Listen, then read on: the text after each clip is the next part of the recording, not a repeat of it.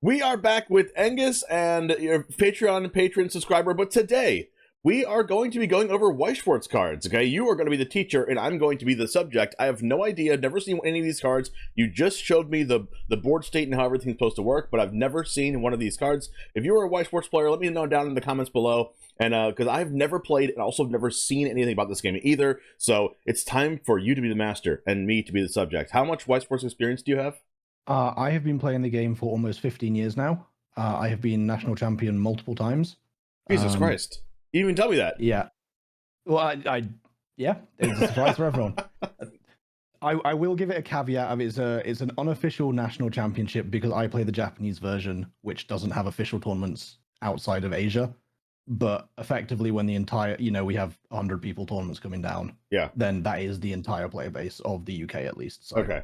I'm counting it. I'm counting that. yeah, you gotta count it. You gotta count it. Yeah, after we did our last video, if you haven't seen it, go ahead and check it out if you want to. But you were like, let's do a Weiss Schwarz video, and I was like, all right, let's do it. I've never seen this game before, so let's go ahead and get started. You have 5 cards to show me, right?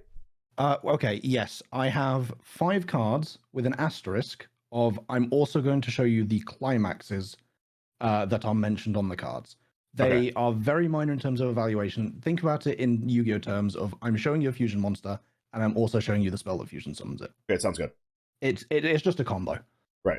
And it also lets me explain a little bit more how the game works. Okay. So, what set am I showing you first? I'm going to show you this set first. Wow, this looks really interesting. Also, kind of just like looks like an older game, right? Like, how long has this game been out again?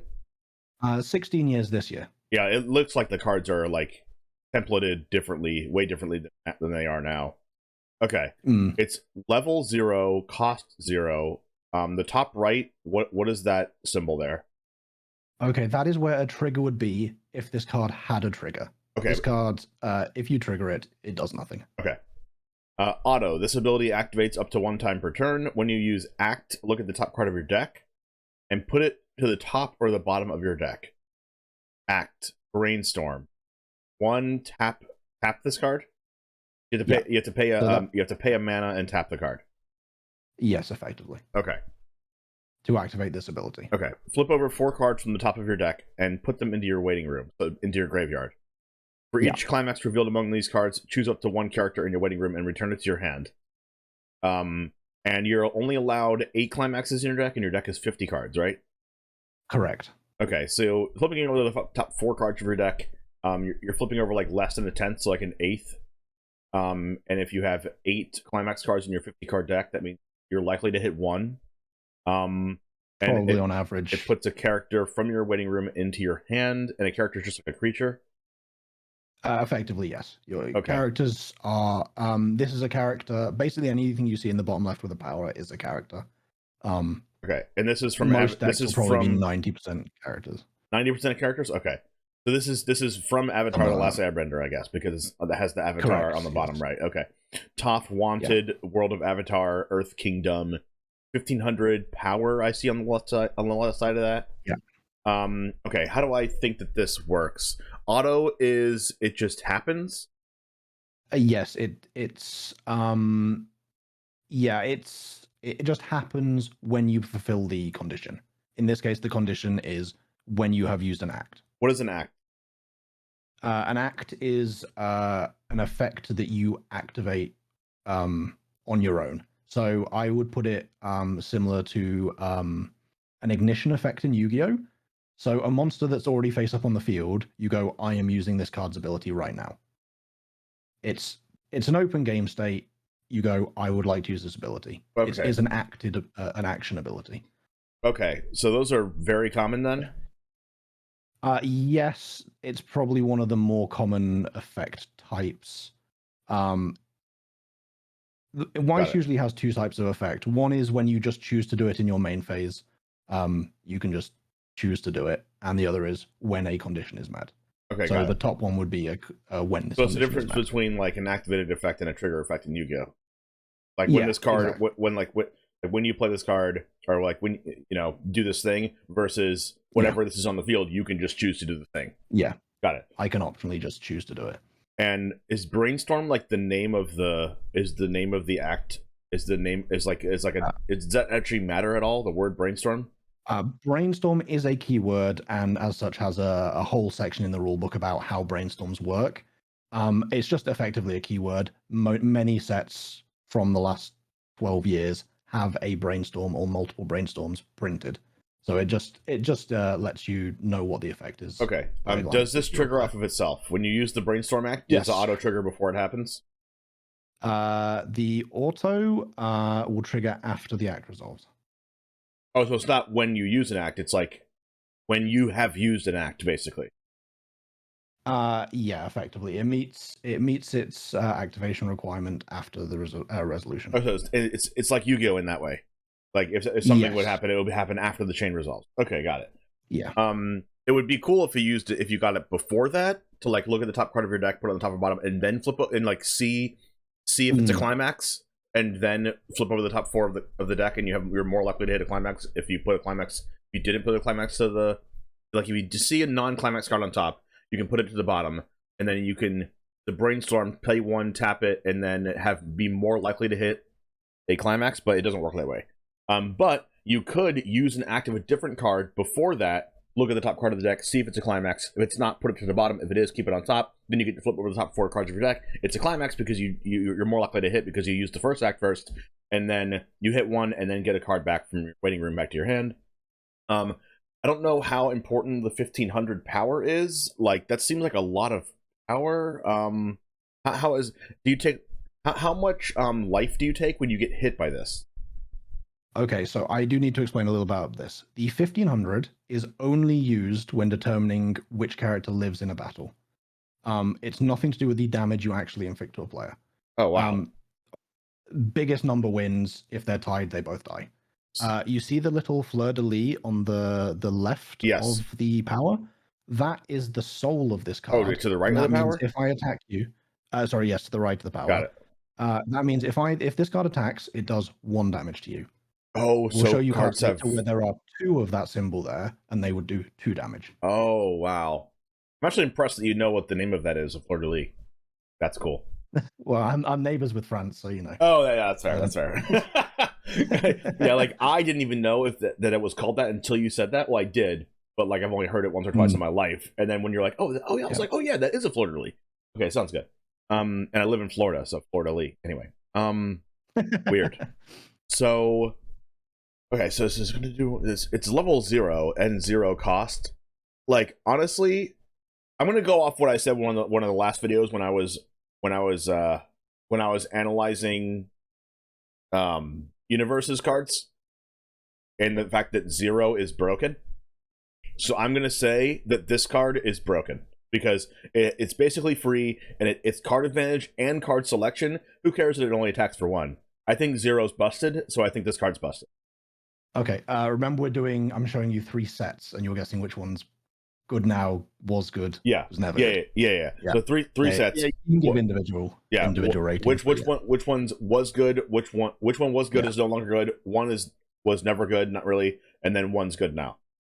But I'm gonna say this card's busted. Okay. But we'll go with that for now. This one is Sokka offering different perspectives. This is in the same Avatar, The Last Airbender, like group of cards. We're gonna say archetype. If that's fine with you. Yeah. Level 0, cost 0. Auto, tap 1, put 1 World of Avatar character from your waiting room at the bottom of your deck. Bottom of your clock. No, at the bottom of your clock. Okay, I read deck, but yeah, clock. 1 card from your waiting room at the bottom of your clock. So you're basically like pinging yourself for 1. When this card is placed on the stage from your hand or put into your waiting room from the stage, got it? You may pay the cost. Oh. If you do, search your deck for up to 1 cost 0 or lower World of Avatar character with level equal to or lower than your level. Yep. Put it in any position of your stage and shuffle your deck. Oh. This is a blue card, so it's going to go in your blue area, right? And not in your attack area? This is your support area card? Okay, so... No, so Weiss does actually have colors in some ways similar to Magic. For all intents and purposes, they do not matter to you. If you are building a deck, you know how to deal with colors. But to make it really simple, imagine it like Commander, To play a blue card, you must have a blue card somewhere in your level or your clock. Oh, wow. Okay. So, with the exception of level 0 characters. Level 0 characters can always be played regardless of their color. Okay, got it. So this being blue is irrelevant unless you put it in your clock to play a bigger blue card later. Got it. Okay. It has 1,000 power, which a little bit less than the other one. It's got 1 fleur-de-lis, which is basically irrelevant. Let's see. How do I feel about this card? I feel like there's like in this archetype, there's like a little bit of a deck / clock / graveyard manipulation, which is pretty cool. How relevant is the 1 tap? This is a rhetorical question. Okay. But just to influence you, this is 1 stock to activate this. It's not tap. This is 1 stock. So this effectively costs you 1 mana to activate this effect. Oh yeah, you don't tap this. It's just you just pay 1 stock mana, put 1 character. A number in a circle always represents the mana cost, if you like. Okay. I mean, it does ping you for 1, but like searching your deck is like really broken. I mean, yeah, okay. I honestly also think this card's broken, but okay. I mean, I'm gonna need to see more cards in this, but I also think this card's really good. Searching your deck is like really, really good. But and it like puts it onto the deck. Huh? Yeah, it puts it straight into play. Yeah, it puts it into play, so like that's kind of crazy. Yeah. All right, let's go on to the next card in this archetype. I'll show you the next card. We are now going to show you a level 1 card.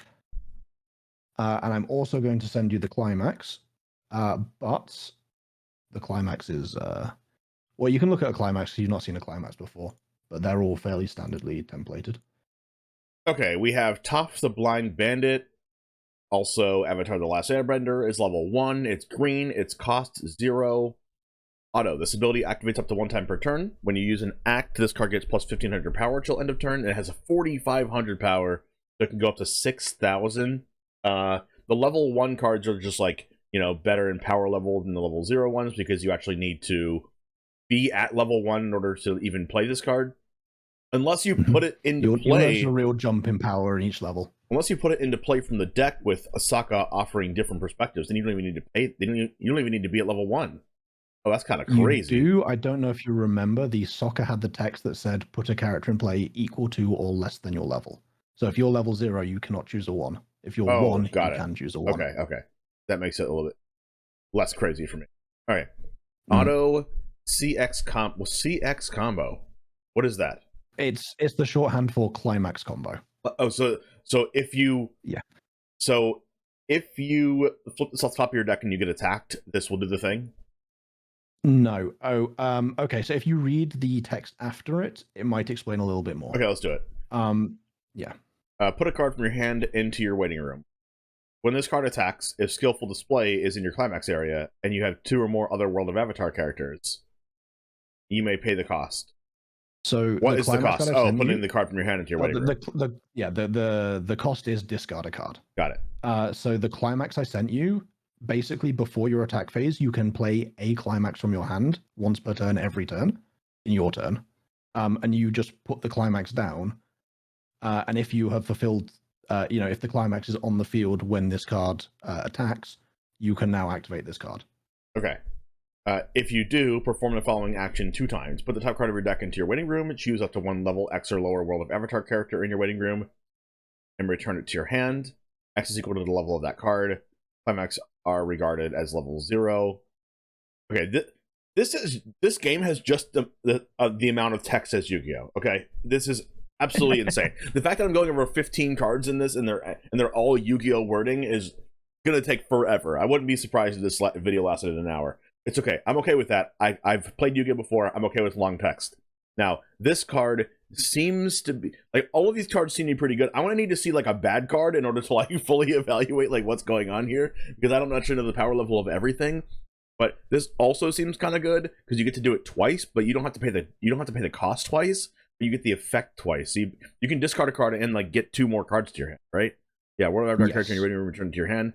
So like you're basically plus 1ing off of this, and if you have Skillful Display in your Climax area, you're only allowed 8 climaxes in your deck, but 4 of your climaxes could be skillful display. So half the climaxes you hit are going to be skillful display. So that's going to be pretty good.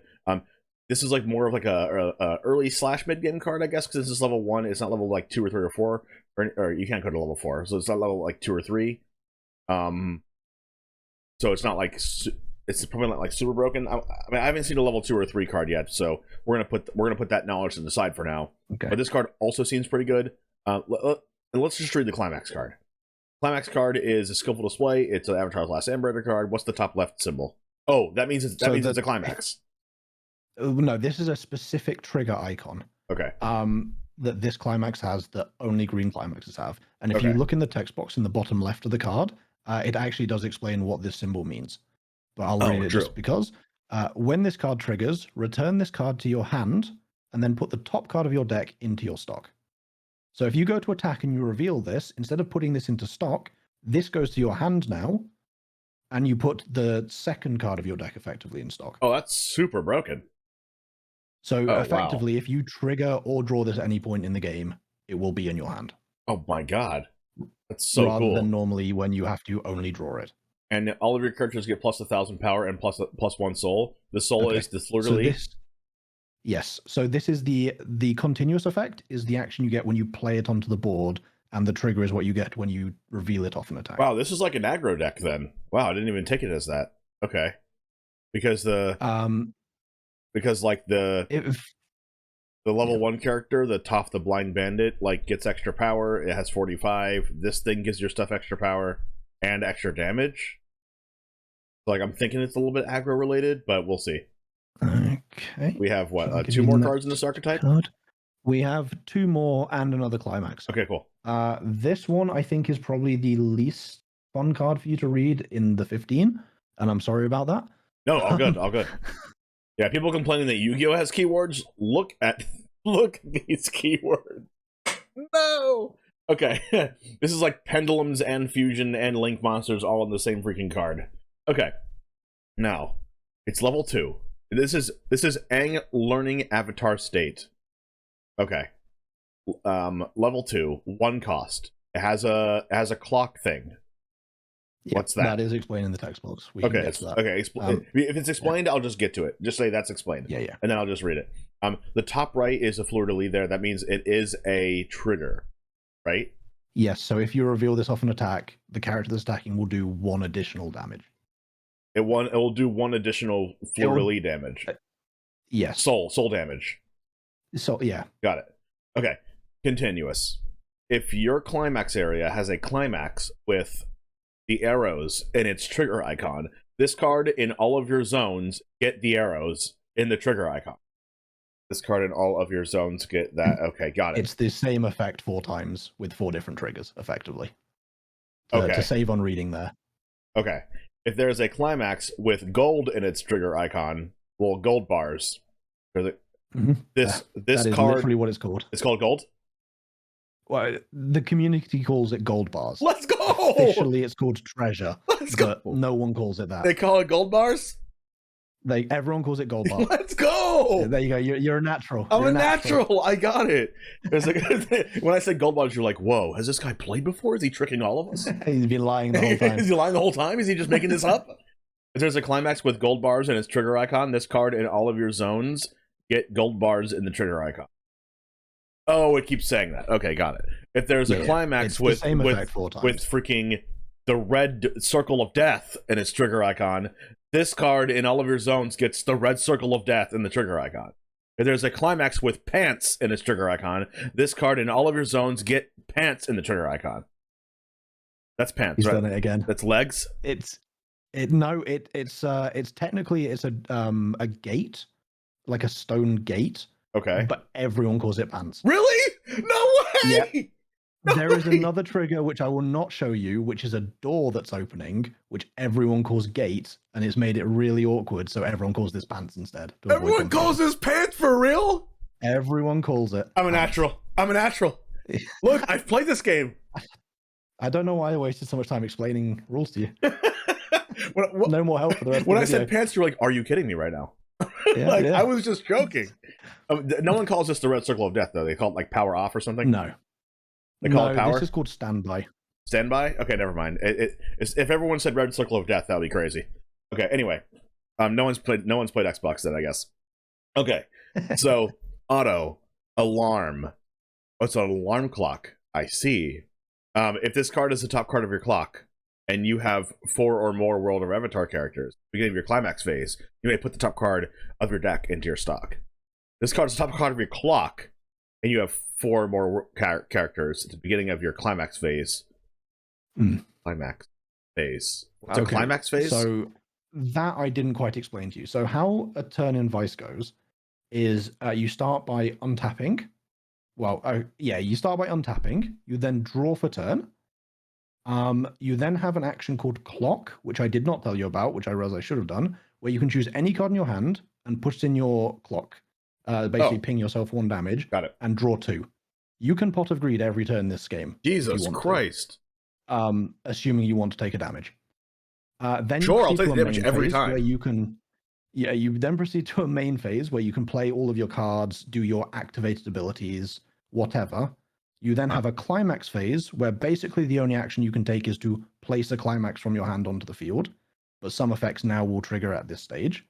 And then you go to combat, and you do your combat, and then it's the end of the turn, effectively. So the climax phase is the bit after you've started, or after you've played all your effects on the board, but before you've started attacking. So it's like the start of the combat phase in Magic. Like if you want to think of it that way, okay. then that's like you can't really do anything, but like you can also do things in start of combat. But it's after you can do all of your main phase. After you've done all your main phase effects. Yeah, but you're not attacking yet. The main phase at this point, you can't do more main phase. After you've left the main phase, but before you attack, that's the start of combat. Yeah. Okay, got it. Yeah. Or like the start of the battle phase in Yu-Gi-Oh. Yeah, okay. I think that's fair. This is the second to last card in this. I mean, obviously this card's freaking bananas. But it's level 2 1000, so it's like not that much power for a level 2. This is like almost like a support character in a way, but it lets you do all of your stuff 4 times. It's like a double Panharmonicon. That's kind of crazy if you know Panharmonicon. I do not. it's an artifact that says all your into the battlefield triggers trigger twice, basically. But it's like a double Panharmonicon, which is like absolutely absurd. It's kind of not that. So you can only gain 1 of these 4. Like the first one is 1 effect, right? But it's the same effect 4 times. Oh, just for different kind of things. Yeah, it's for each trigger. You can only have 1 climax in play at a time, so you can only gain 1 of these 4 effects at any given time. Okay, so it is basically. So, for example, the climax I already showed you had a gold bar as its trigger. If I played that onto the field, I would only be getting the gold bar part of this effect. Okay. There is a climax with gold bar in its trigger icon. So every copy of this card in all zones now have the gold bar trigger icon. And the gold bar trigger is always return it to your hand, and you can put the top card of your deck into your stock. Yes. Okay. So I get it. The treasure. It's like I get the card. It's like kind of flavorful. Like I get the card. It's my treasure. You get it to your hand. I can explain what the other ones mean also, if that would help your assessment here. Very quickly. Yeah. What do the arrows do? So the first one is choice, and what this says is when this trigger is revealed, you choose a character with a soul trigger. So, for example, this one's got the fleur-de-lis in the top right. That is a soul trigger. Choose a character with a soul trigger in your graveyard, and either add it to your hand or put it in your stock. Wow. So you can either mana charge or hand fix. Wow, that's pretty good. That. The standby says you choose a character with a level of X+1, where X is your level, and place it onto the battlefield rested or tapped. X+1 or less, or just X+1?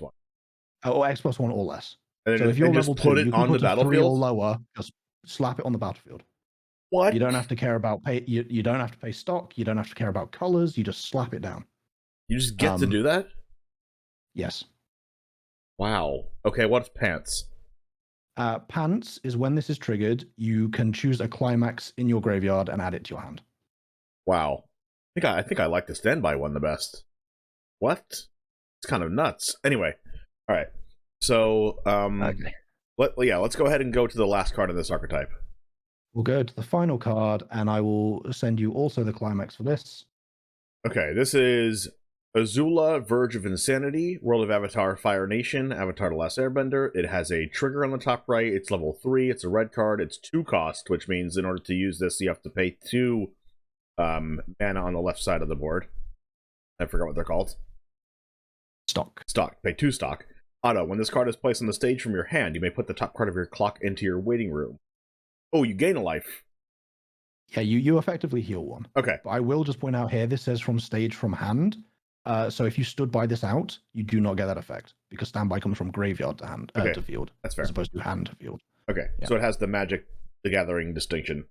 From your hand means something. Mm. Okay, auto. When this card attacks, this card gets plus X power till end of turn. X is equal to the number of characters your opponent has times 500, so your opponent probably has like at least 3 characters, or 5. Wow, it's 9,000. Oh my. No, this is like it's a maximum 5 characters your opponent can have. I know, I'm saying it has 9,000 power to begin with, so it can gain. Oh, yeah, it can gain 2,500 to go to 11,500. So this is basically like always getting in for 2 fleur-de-lis, for 2 souls, almost always. I don't know how much power the other cards have in different archetypes, but we're gonna say that for now. Auto CX combo. Put 1 other character from your stage into your waiting room. Oh, sack a creature, basically. Yeah. When this card's battle opponent becomes down. Wait, reversed. What? So when you compare powers, I said they didn't matter except deciding who lives and who dies. Okay. You obviously tap your creature to attack. Yeah. Your character is always attacking the thing directly opposite it. In the zones. So I compare mine 9,000 to your 3,000, whatever. Right. 9,000 is bigger. Right. So your character is now reversed by this battle. So this basically just says if you kill something because your number is bigger. And killing is reversed, basically? Like dies is reversed? Yeah, if you reverse it, yeah. Do you physically flip it upside down, or do you just put it in your grave? Yeah, you physically rotate it 180 degrees from the normal standing position. And then you put it in your graveyard? You would put it in your graveyard at the end of the combat phase. Got it. If Siblings Agni Kai is in your Climax area, and you have another Ty Lee popular... What, another Ty Lee popular? I have not shown you this card, but this is just another character. But why does it say another? Like you're supposed to have 2 of them or something? The reason I believe this wording is formatted this way is so you can't sack Ty Lee Poplar and then still perform this. Oh, got it. Okay. You have to sack a different named card. But if you had 2 Ty Lee Populars in play, you could sack one. You could sack one of them. You just need to have one at resolution. Got it. Yeah. You may pay the cost. Oh, this is a lot of stipulations. Yeah. If it better say win the game. If you do, put that battle opponent. What's a battle opponent?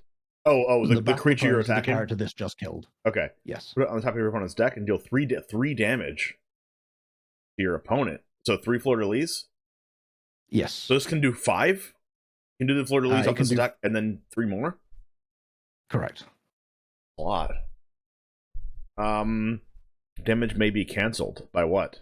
Oh, your opponent can still hit your opponent can still hit a climax. Oh, yes. Wow.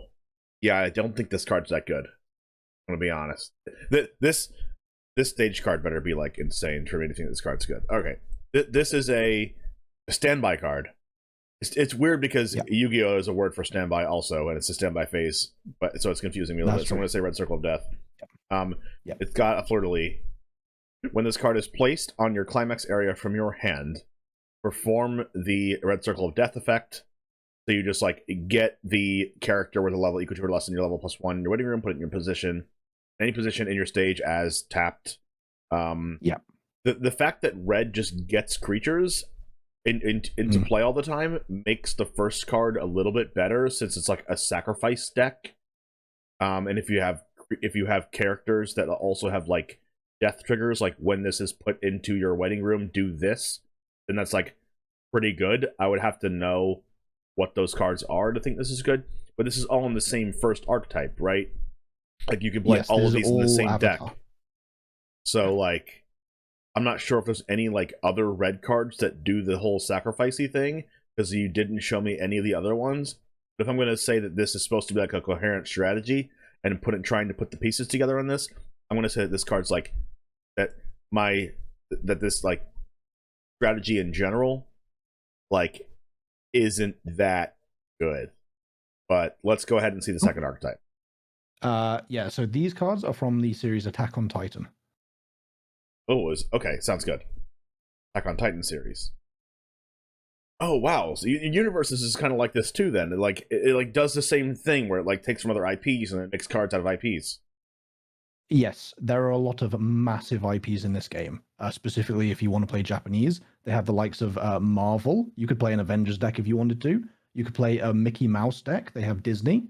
And I'm sure if you're an anime fan, they've got probably over 100 IPs you've at least heard of. Imagine the Gathering even now. Lot of sets now. Even Magic the Gathering now is like copying from this thing where it's like, oh, let's do Universes Beyond, and like let's yeah. They're coming out with a Marvel set. They've already done Lord of the Rings and all this kind of stuff. So it's all coming full circle, I guess. Okay, this one is My Fate to Bear Aaron from Attack on Titan. I've never seen Attack on Titan, unfortunately. I'm gonna get roasted in the comments for that. Comments. You watch anime, never seen Attack on Titan. If you want me to watch it, I'll watch it. Level 1, cost 0, auto. When this card attacks, this card gets plus X power until end of turn. X is equal to 500 multiplied by the number of characters you have with Aaron or Mikasa or Armin in his card name. Okay, nice. It's a level 1, 4,500. Okay, I said the last one was supposed to be aggro. This seems a lot more aggro. Auto CX combo. When this card's battle opponent becomes reversed. If a card named Yell of Rage is in your Climax area, choose up to one card named Anti-Titan Device. Omnidirectional Mobility Gear in your waiting room. Oh, wow. So that's all one card name. Yeah. Okay. In your waiting room, return it to your hand. And this card gets the following ability till end of your opponent's next turn. Auto when this card is frontal attacked. What does that mean? Okay, that is something I should also explain. In Weiss, there are 3 different ways of declaring an attack. You are always going to be attacking the slot opposite you. So if you imagine the board as I showed you, you've got your 3 front row slots. Your opponent also has 3. They're mirrored. You will always be attacking the slot opposite you. Yeah. If there is a character in that slot, you have 2 options of attacking. You can front attack it, where you compare the powers and the person with the most power wins. Or you can side attack, where you do not compare powers, but you do less damage equal to their level. So if I attack with, say, this 1 soul trigger character, and my opponent is level 1, I will do 0 damage. If I attack with 1 soul trigger and my opponent's level 3, I will technically do -2 damage, which rounds to 0. But, if you triggered some more souls, it would do 0. And the third type of attack is if there's nothing opposite you, you get a direct attack, and you do 1 additional damage. I got it. Because the slot is empty. It's so really like the D&D thing. Any attack where you would be comparing powers. So the D&D thing. If somebody's not directly across from you, then it's harder to hit them. Yeah, kind of. Got it. Okay. When this card is frontal attacked, you may return this card to your hand. So jumps out of the way. Yes. So it's a heavy attacker, and then when this attacks, it jumps out of the way. Yeah. I mean, that seems pretty good. Okay, let's read especially because it's level 1. It's like an early / mid game card, and then it's a pretty powerful attacker, and it's kind of like a good defender also. But when it jumps out of the way, the damage they do doesn't go directly to your character. It just nullifies it, right? Well, the flare would always be hitting you regardless of what that was. The soul damage is what actually hits you, the player. So your character being there, not being there, doesn't make a difference. It's still hitting you. But they would still compare powers? They would still compare powers? No, there is now no longer power to compare. Your character just doesn't exist anymore. So your character doesn't die, their character doesn't die, but you still get hit with the damage. Oh. But however, if this card was still in play and they didn't reach up to 4,500 power, you wouldn't take any soul damage? You would still take the damage, but if your power was more than theirs, their character would just die. The damage is always happening pretty much in Weiss. Oh, it's just whether or not your character survives. Oh, I thought the damage hit only if you had higher power than them. No, you pretty much always take the damage in Weiss. Okay, there are some fringe scenarios where you don't, like all card games, but okay, cool. Let's read the card here. It's got a poorly wind thing, and then it's also got I'm gonna say tornado. That seems pretty cool for me. And then it's got a trigger. And then continuous, all your characters get plus 1,000 power and plus 1 soul, similar to like one of the ones I already read. And it's the Yell of Rage. Okay. I mean, that's basically self-explanatory, right? When this card triggers, you can choose one of your opponent's characters and return it to your opponent's... Whoa! Whoa, that's actually... Whoa. It's actually interactive. That's crazy. Wow. That's cool. I like that. Yeah, so this is effectively compulse for this game. Yeah, I like that. For those of you, he said compulse, but it's short for compulsory evacuation device. I'll put it right over there. Correct. Yeah. Okay. Yeah, sorry. I forget. I'm not just talking to the we're talking to like at least 10,000 like Yu-Gi-Oh players too. So you got and Magic players. Right? Yeah, I shouldn't use the abbreviations. It's a compulse. Magic players watching. Yeah. What the heck does that mean? An event is effectively the same as a spell card. It's a sorcery in Magic. It's a normal spell card in Yu-Gi-Oh. You can play them. You can play as many as you want during your main phase. They do the effect and then they go to grave. Got it. Okay. Anti-Titan device omnidirectional mobility gear, which is the same card that you need in play with the other card. Okay. Level 1, cost 0. It's got a fist. Let's see. Fist. Search your deck for up to 1 core character. Reveal it to your opponent. Okay. Put it in your hand. Oh. Choose a card in your hand and put it into your waiting room. Oh, got it. Shuffle your deck afterwards. Choose up to one of your core characters in battle, and move it to an open position of your stage. Core characters in battle. Move it to an open position. There's some things I should explain here. Now, what I just said about this being a sorcery in Magic or a normal spell card in Yu-Gi-Oh!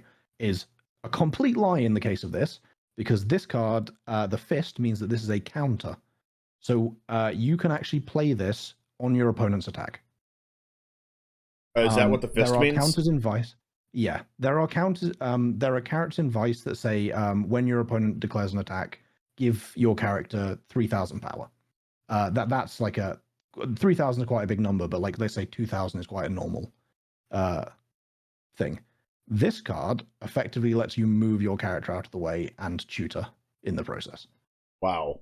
Is what this says. Move to an open position on the stage just means a position that doesn't currently have a character. Right, so it makes your opponent's character's damage do like have less power or whatever. Well, it makes you not compare power. Yeah. So if I had something that was going to die, I could basically move it out of the way. Link it out of the way. Search your deck, move it out of the way, and then there you go. Yeah, this card's absolutely like absurdly broken. But anyway, okay, let's. I say this card's broken. Let me read the other cards. In the archetype here. We have your first level 2 here. Okay, level 2, 1 cost. It's got a trigger. Keen Mind Armin for weapon. It is a weapon. Okay. 5,000 power. Auto change. Put this card into your waiting room. Okay. At the beginning of your encore step. What's an encore step? The encore step is that part, start of battle. Okay, after main, before you start swinging. Okay. If this card is tapped, you may pay the cost, which is just sacrifice it. If you do, choose up to 1 card named a Resisting Fate Armin in your hand and put it in the stage position that this card was on. Okay. I will show you that card afterwards. I'll give you that for free. That's the next card you're going to look at. Okay. Act. Tap this card.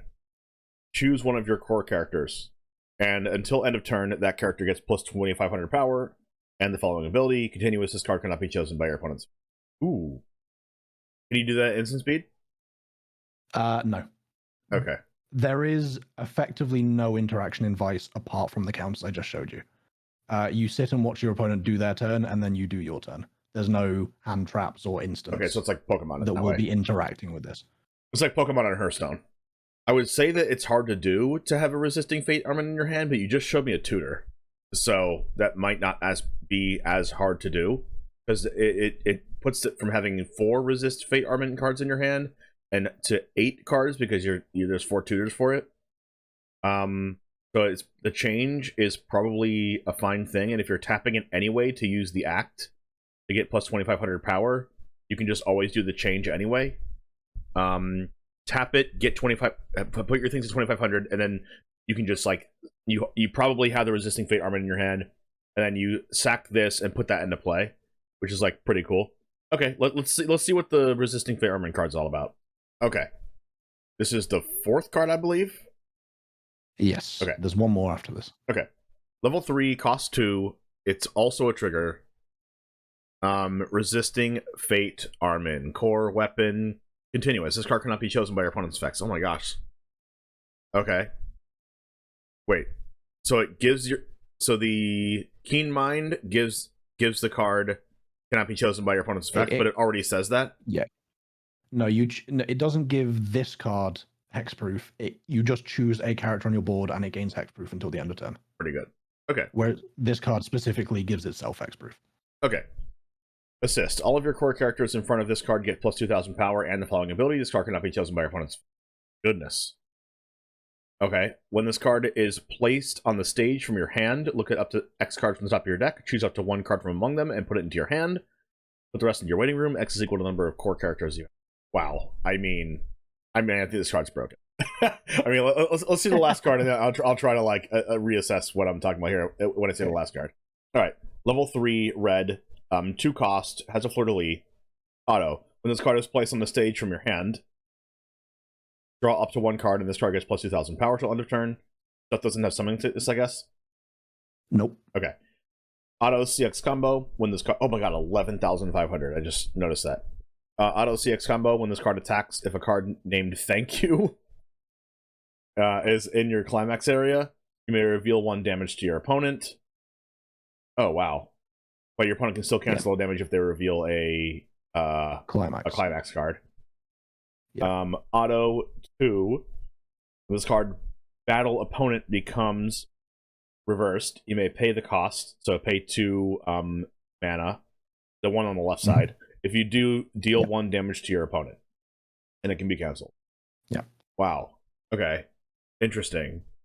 So, like, it attacks. It already has a chance to do, like, 1 damage already. And then, after you kill your opponent's thing, which you probably do because you have, like, 11,500 attack, or 9,500 attack if you didn't play it that turn,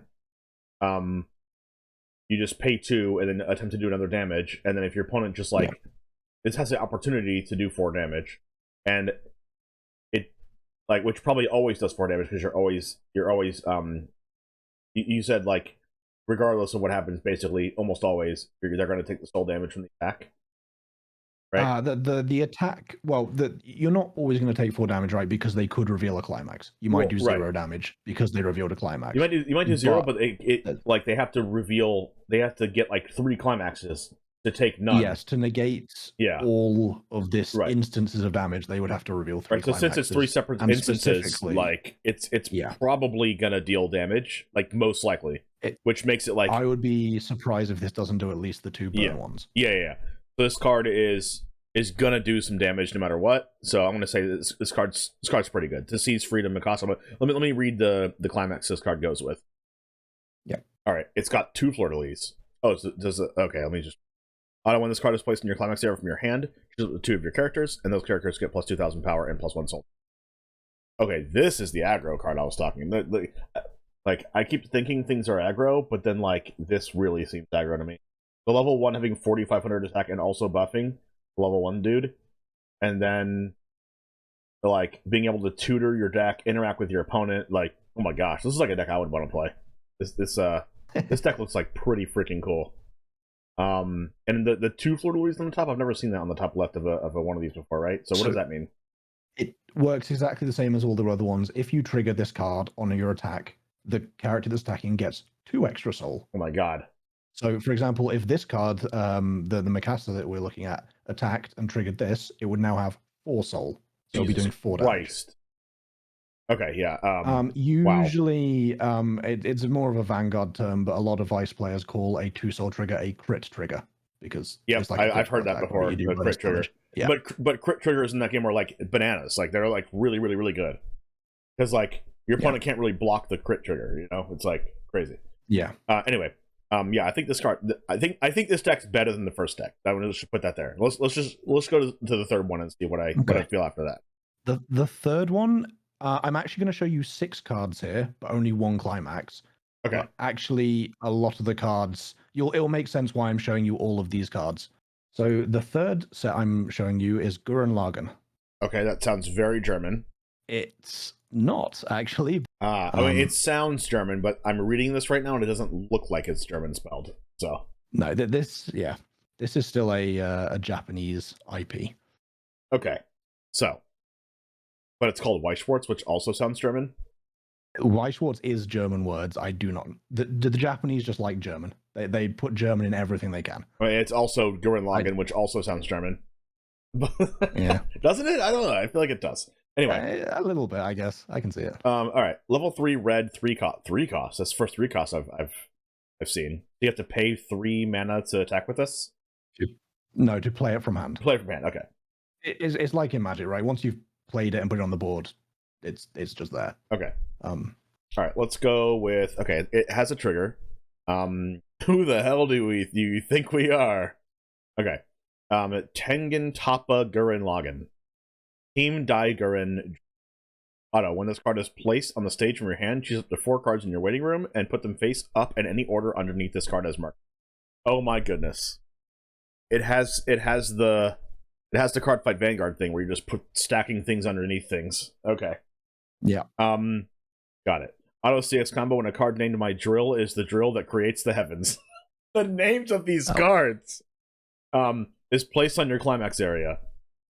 Let me send you that. If you do not have any other characters, wow, this card gets the following ability to end the turn: Auto Sunder Super Galaxy Gurren Lagann. 2. Put 4 cards from your hand into your waiting room. What? At the end of this card's attack, you may pay the cost. If you do, choose a marker of this card named Super Galaxy Gurren Lagann, which are the things that you put in your graveyard and you put them underneath this card. That's called a marker, I assume. Yeah. Put it in any position. Put it in any position on your stage. Put this card and all markers underneath this card, face up in any order underneath that character. As well, holy crap! This is like a pendulum card. Of how many words it is. Choose a marker of this card named Super Galaxy Gurren. Okay. Put it in any position of your stage. Okay. So you're discarding 4 cards. You're paying 2 mana. I'm paying 2 mana. And you're discarding 4 cards. Just to get one of the cards underneath the Tengen Toppa Gurren Lagann onto the field for free, basically. And then put this, and then like swap them out. Like put this card and all the markers underneath the new card. Yes. What the hell? How is that worth 4 cards out of your hand? Okay, the other cards must be like absolutely crazy. Let me look at this Climax. Is that a bullet? No, they're drills. Everything in this series is to do with drills. Okay, it's a drill. Okay, got it. Top left is a drill. It's Gurren Lagann. Oh, sorry. Oh, no, sorry. That is the. Sorry, I thought you were looking at something else. This is the mask door icon that I was talking about earlier, which everyone calls a gate. Ant. Yes. Okay, so this is a gate. Okay, continuous. All of your characters get plus 1,000 and plus 1 soul. That seems to be a theme. When this card triggers, you may choose a character in your waiting room. Okay. And this deck, I'm assuming is just like dumping cards into your waiting room. So it makes sense to like get cards back into your hand. My drill is the drill that creates them. Got it. Okay, let's see the next card. It's so hard to read 15 Yu-Gi-Oh level wording cards. Okay. Now I have empathy for like everyone that does a Yu-Gi-Oh video that's a Magic player, because like I am running out of stamina here. All right, level 3, 2 costs. Not a problem. I love doing this. Okay, I'm just saying it's like I understand what people feel now. All of these look like Cypher the Sky Dragon for what it's worth.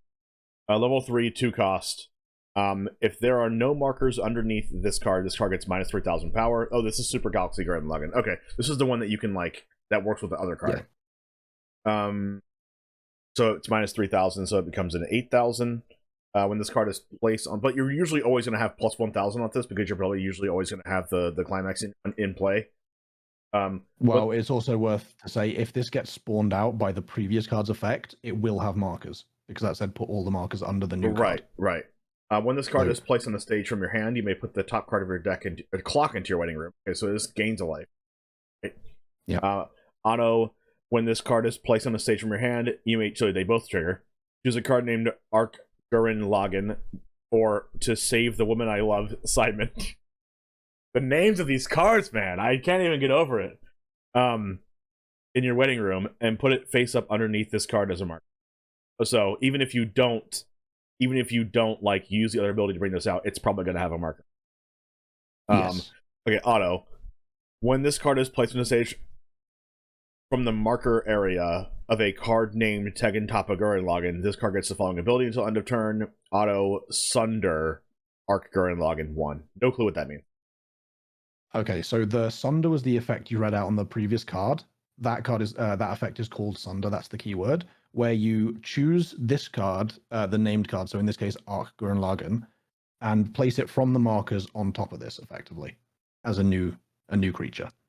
You just get it from the graveyard and you put all the markers under it? No, so it goes. You choose this name, Arc Gurren Lagann, from the markers of this card and place it on top for the cost of 1. In this case. You put it on top of all of this, so you no longer have a Super Galaxy Gurren Lagann in play. Correct. Yeah, this goes away and you get the next one. Oh my gosh, they evolve. They're like Pokemon. Yeah, in some ways, I would maybe describe this as like Zodiacs in Yu-Gi-Oh! In that you just stack them one on top of another. Okay, that makes sense. Zodiacs in Yu-Gi-Oh! That makes a lot of sense. Okay, let's read the next card. All right, level 2, 1 cost, 1 fleur-de-lis, Arc Gurren Lagann, continuous. If there are no markers underneath it, gets minus 8,500. Jesus Christ. Auto. When this card is placed on the stage from your hand, you may choose a card named Gurren Lagann or Gurren Lagann double boomerang spiral in your waiting room and put it face up underneath this card as a marker. Auto. When this card is placed on the stage from the marker area of a card named Super Galaxy Gurren Lagann, this card gets the following ability to end the turn. Auto Sunder Gurren Lagann 1. Oh, I get it. I get it. It goes from Gurren Lagann to Arc Gurren Lagann to Super Galaxy Gurren Lagann to the Tengen Toppa Gurren Lagann. To anyone who has seen the show, that will make perfect sense, but to anyone else, nonsense. But they're also it's also kind of getting better, even though it's getting smaller, right? Because it's like minus 8,500. But no, they're not getting better, right? They're getting worse. Well, the powers are definitely going down. Yeah, the powers are going down. This next card I will have to apologize for. There was not a high-res image anywhere on the internet, so I've had to take a photo of my own card. All right, so you have... or have done at some point. I metagamed it. You own this, so it's broken. All right. Level 1, 0 cost. Continuous. If there are no markers underneath this card, it gets minus 4,500 power. Auto. When this card is placed on the stage from your hand, you may choose a card named To Save the Woman I Love, Simon, or Lagann Impact in your waiting room and put it face up underneath the card as a marker. Auto. When this card is placed on the stage from the marker area of a card named Arc Gurren Lagann, this card gets the following ability till end of turn. Auto Sunder Lagann Impact 1. So Lagann Impact is like the last, like the first rung of this. Lagann Impact will be the last card in this chain. You just keep on Zodiacing your way up until you get to the broken thing.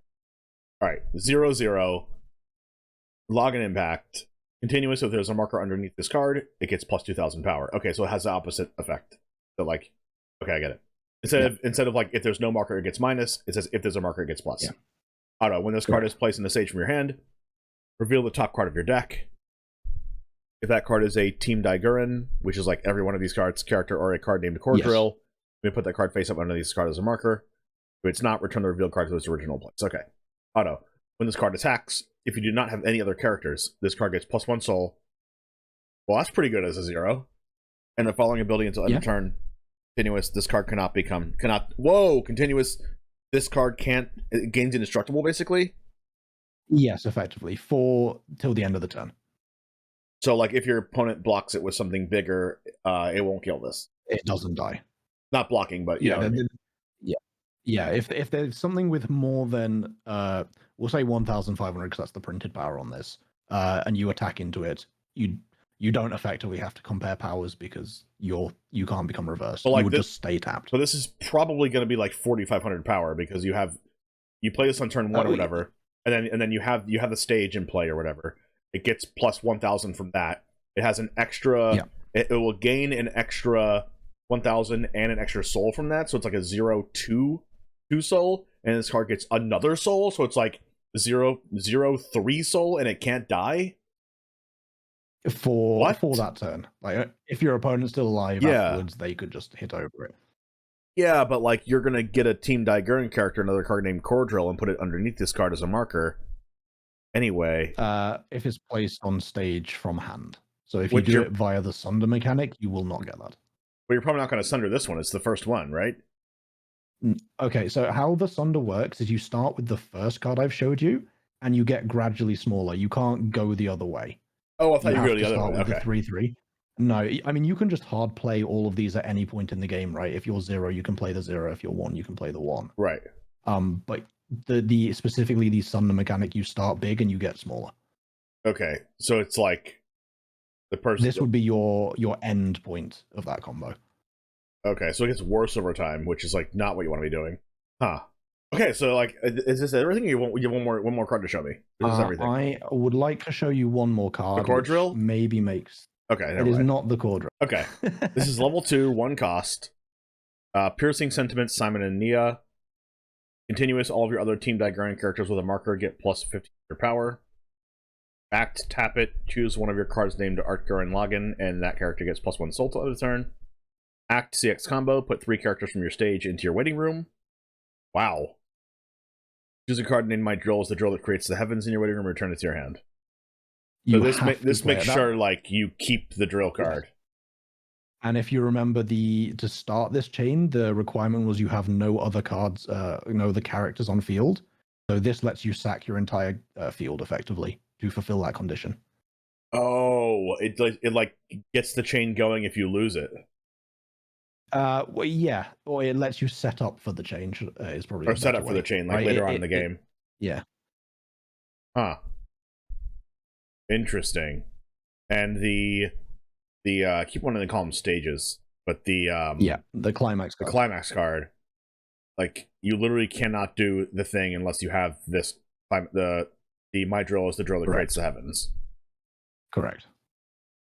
They're effectively just reasonably sized vanilla cards without that. And when you play, no, it's not when you play it from your hand, right? It's only if you reveal off the top of your deck. When like, you play it from your trigger, hand, everything gains 1,000 power and a soul. But when it triggers, like it's like lucky to trigger it, right? Like you have to trigger it off the top of the deck. Then you can get something and return it to your hand, a character. Yes. Okay. Huh. For what it's worth, all the climax combos I've showed you work that way. You have to play the climax from the hand, otherwise you cannot perform the effect. Okay. So I'm gonna say what I think about all 3 of these archetypes. Okay. And I'm gonna say which one was never good, which one was good but it's no longer good, and then which one is good right now. Okay. The first one with the Avatar: The Last Airbender card, so you have the Toph Wanted, which I thought was like super broken. So you get to keep manipulating the top of your deck, and then you get to like keep returning things to your hand. It was like 0 cost or whatever. It has like some deck manipulation. It has some like card advantage stuff in there. It was the one that like does the gold bars in the pants, the Aang learning avatar state. I just don't think that what this deck is doing is like that powerful in general compared to the other decks. It just doesn't. It just seems like it does stuff, but it doesn't seem that impactful. Like the power is only like 9,000 for the most powerful card you showed me. I'm going to say that before you actually answer this, I'm going to say that the Avatar: The Last Airbender archetype is the worst one out of all of them. But now I need to figure out if the Attack on Titan one is better or if the Gurren Lagann one is better. And that's going to be like super hard. Let's see.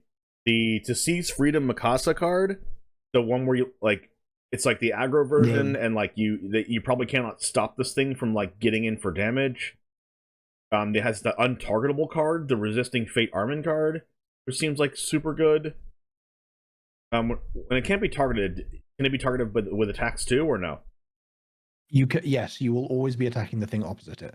So, for example, do you remember the climax we showed you in this set with the wind trigger, the compulsory evacuation device? Yeah. That trigger would not be able to target the Armin. Okay, got it.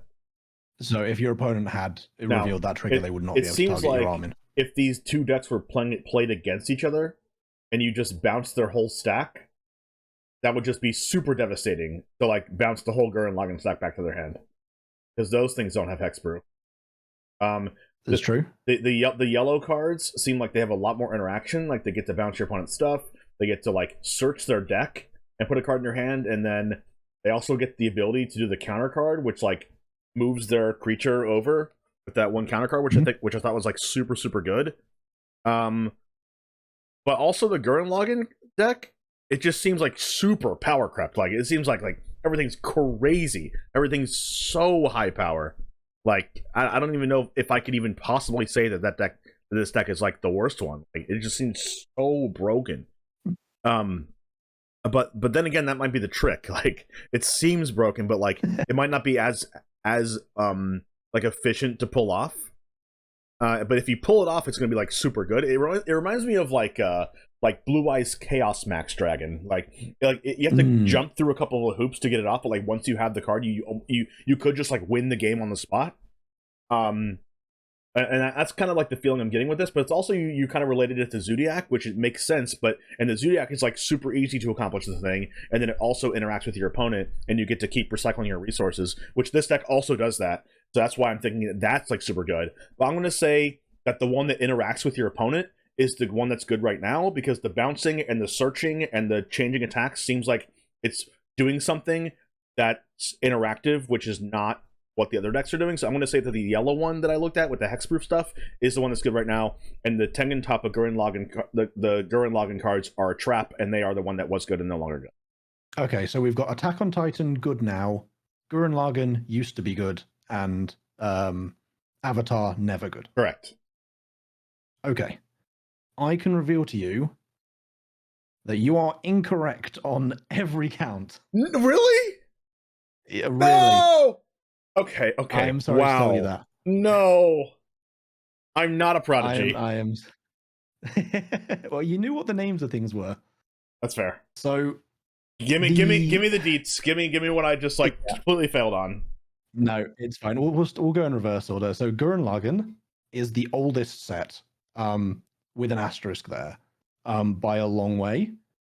The combo I showed you is not the combo that's worth playing from the set. And the combo that was worth playing from the set isn't good. And it never was. Like, it just doesn't do enough. The cards are too high mana, if you want to think of them that way. As you said, if your opponent has a way of removing your card midway through this combo, you've lost everything. You've discarded your entire hand. Yeah. You probably paid all of your stock. Yeah. You had to have no other things on your board, so you've got nothing else that can attack. So it was a trap. I knew that. I knew it. The thing that I think you didn't really pick up on is actually this combo, without triggering any additional soul, represents 14 damage, which is half of someone's max HP. So, in theory, you could argue is good. You could technically kill someone from half HP with this combo, but it's not going to happen. Right. It's just the problem is it costs too much and it's a little flimsy. Right. And Gurren Lagann as a deck, which you couldn't know, just didn't really have great tools. So, for example, the Toff I showed you in the first one, the Brainstorm, Gurren Lagann just didn't have a good Brainstorm. It had no way of filtering cards to get the pieces you needed, guaranteed. Right. We'll go to Attack on Titan next. Attack on Titan, while I think all of the cards I showed you are older than the Gurren Lagann cards, Attack on Titan has had multiple sets, and you can play all of the cards from all of those sets in one deck. So this deck that I've showed you, these cards are sort of the 5 key cards from a deck that won Worlds 3 years in a row. Wow. And Weiss does have a ban list. Admittedly, it didn't in English at this point. But like this deck was completely untouched. Nothing power crept it in that time. This deck was absolutely insane. As you as a Magic player will know, the hexproof is crippling to some decks. Yep. The powers are pretty good. And the ability to maneuver gear your stuff out the way is, even if your powers are not winning that matchup, you can save anything forever.